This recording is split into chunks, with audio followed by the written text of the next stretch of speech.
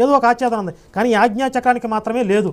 కాబట్టి ఇక్కడ బొట్టు రూపంలో ఒక ఆచ్ఛాదన పెట్టుకుని ఆ శక్తిని నిగ్రహించుకోవడం, అది వృధా కాకుండా చూసుకోవటం, ఇలాంటి సైంటిఫిక్ రీజన్స్ ఉన్నాయి.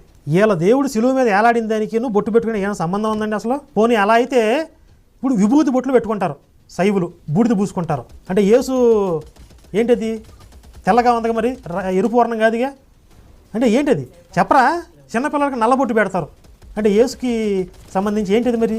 సొందు దొరికింది కదా అని చెప్పి, లేకపోతే ఆ సొందు క్రియేట్ చేసుకుని అసలు సంబంధం లేని వాటిని, పొంతం లేని వాటిని హిందుత్వానికి ఆపాదించి హిందుత్వం మీద రుద్ది ఇలా దిక్కుమాలి మతాన్ని ఇంతగా ప్రచారం చేస్తున్నారంటే అది అబద్ధం అన్నమాట, అది ఫేక్ అన్నమాట, అది వేస్ట్ది, అది అసత్యం.